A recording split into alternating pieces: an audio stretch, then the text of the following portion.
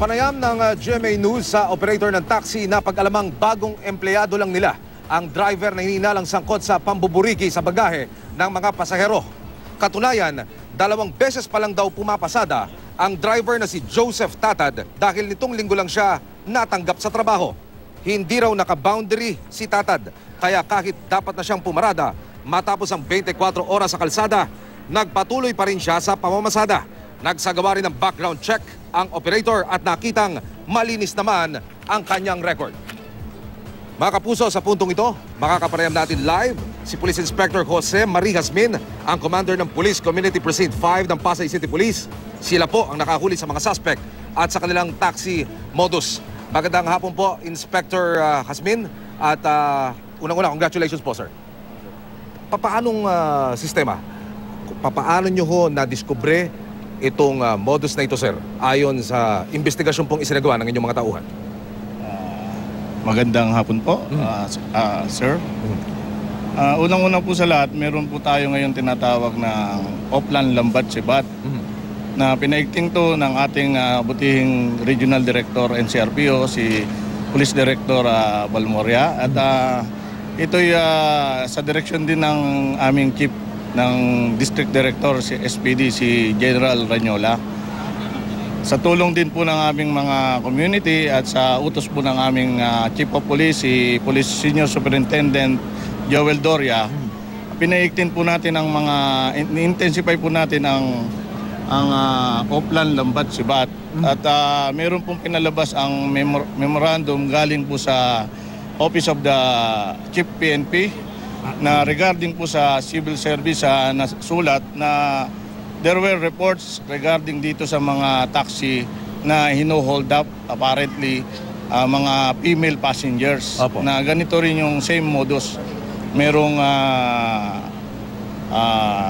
tao sa likod, then apparently hihinto yung sasakyan sa madilim na lugar at saka hold upin yung nag-iisang female passenger. Ipagpaumanin mo muna, Inspector Jasmin, puputulin ko muna yung statement.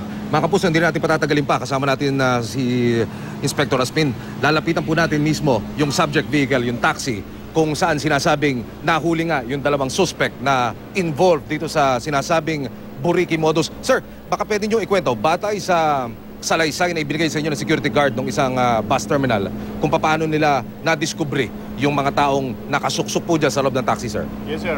Meron pong isang pasahero na may dalang bagahe.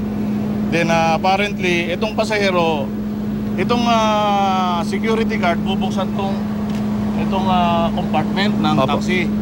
Pagbukas niya, nahihirapan siyang buksan. Pinilit buksan ng security guard to, and to his surprise, merong tao sa loob na nakaabang. Okay. Then nahinold na, meron tayong beat patrollers dun sa lugar na nagpapatrolya, 2 yung pulis ko ron, then katawag pansin at nahold tong taxi na to. Nung mga oras na iyon, Inspector, nasaan po yung mismong driver nitong taxi? Nandito po siya. Okay. Sa loob. At kinakausap niya yung pasahero. Okay. Then yung security guard nandito. Ginaganon niya to, nahihirapan buksan.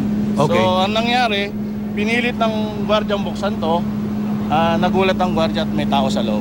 So nagpahiwatig naman itong security guard, sir, na makikipagtulungan sila sa investigasyon para po hindi dito magwakas, hanggang sa dali natin sa korte itong kaso, magpapatuloy po yung pagdinig, Yes, sir. As of now, sir, as per chief investigator namin, na-inquest na po yung mga tao. Okay. Nadala na po sa piskal at na-file na yung kaukulang kaso laban sa kanila. Sa akin personally, Inspector Jasmin, parang makabago po itong modus na ito.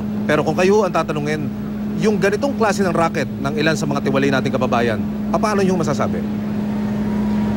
Sir, itong modus na to, hindi lang nalalaman ng taong bayan. Okay. Dahil bihira ito. Okay. Pero pinag-iingat po natin sila ngayon sa ngalan po ng Pasay Police Station na kung maging aware sila, pag sumasakay sila ng taxi, lalo na at mga babae, tignan po muna nila yung compartment. Number 1 po, yung safety precaution nila sa sarili nila. Tignan nila at the same time, yung driver, tapos i-text nila yung number, nung plate number ng taxi sa mga kasama nila o relatives nila para maging aware yung ibang nilang mga kasamaan. Nung binabasa ko, Inspector Rasmin, yung facts of the case, yung taxi at yung dalawang suspect ay nakatambay pa doon sa bus terminal. So ang mga target po nito ay mga posibleng mga dayong hindi ho talaga taga rito sa Maynila. O, sige ho. Yes sir, yes sir. Tama po yan. Hindi kasi aware yung mga bumabiyahe nating mga kababayan dahil malalaki ang bagahe nila. So ang natural, sir, ang reaction nila pag may mga ganyang mga bagahe sila, nagmamadali sila lagi. Opo. So ang masasabi ko, may papayo ko sa ating mga kababayan na mga lalo ng mga bumabiyahe na mag-ingat sila at maging conscious sa mga pagsakay ng mga taxi. I-check nila yung compartment, kung safe sila or yung mga driver. Bilang panghuli, Inspector Rasmin, gusto ko lang hong samantalayin itong pagkakataon. Baka meron hong panawagan ng Pasay Police sa sino mang posibleng mga naging biktima po ng grupong ito na hindi na ho lumantad. Yes sir, nananawagan po ako sa mga naging biktima nitong modus na to, sir. At pumunta po lang kayo dito sa may Pasay Police Station para mapailan natin ng kaukulang kaso ang mga ito. Salamat po sir. Mga kapuso, si Inspector Rasmin, siya po yung commander ng PCP na siyang nanguna para masampahan ng reklamo itong dalawang suspect na kaugnay pa rin ng tinatawag na buriki modus sa mga taxi. Congratulations po, magandang hapon ulit.